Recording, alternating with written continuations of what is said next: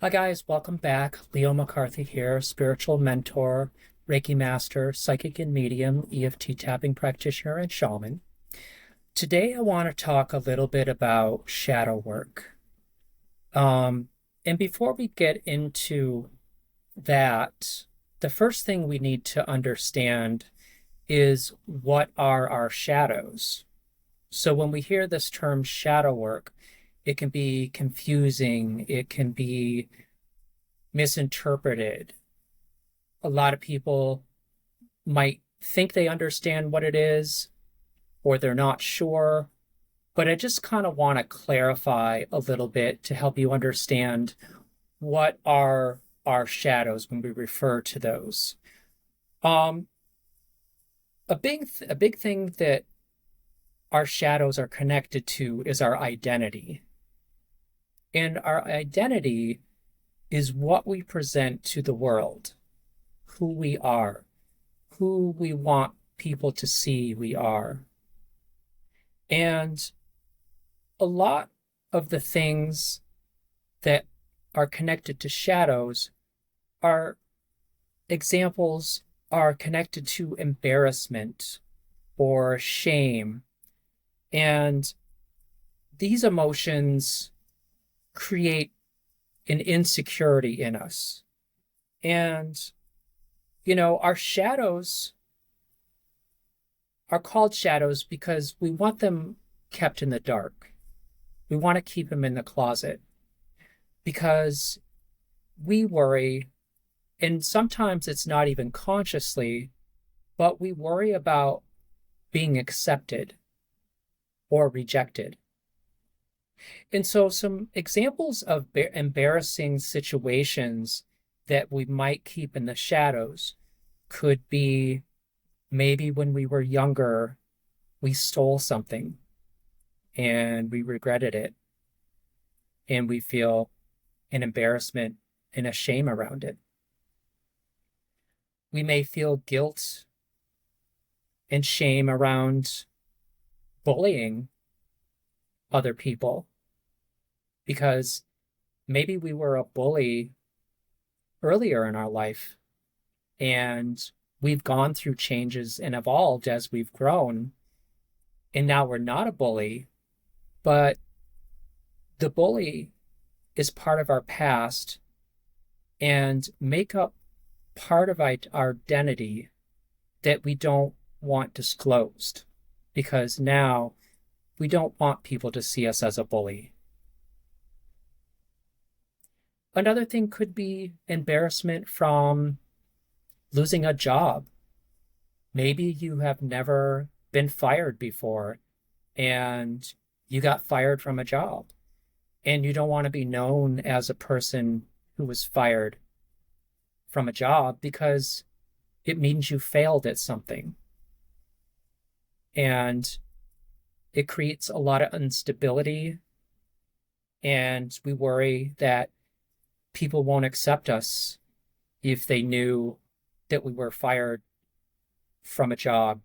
And we might worry about it if we're, seeking new employment and we go to apply for other jobs.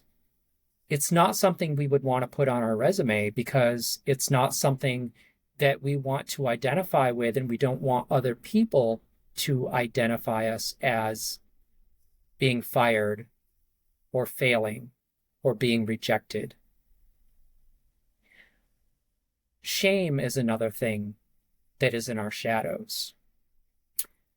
A lot of victims feel shame from being victimized, and that is because there's a power dynamic and a shift when we are hurt by someone else or a situation.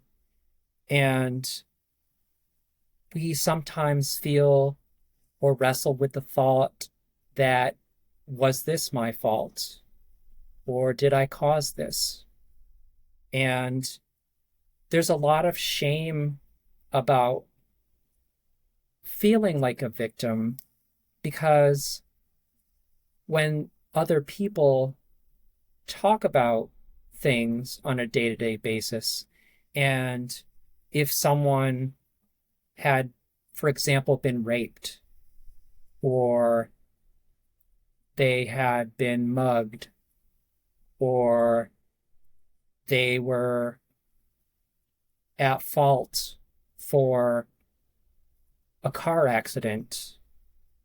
Maybe you were drunk driving and you got into an accident and the other people died in the accident. And that's a heavy weight and a heavy burden for us to carry. And it's things that we would want not to identify with and have other people see us as that. And so these are just a few examples of what some of our shadows may be connected to.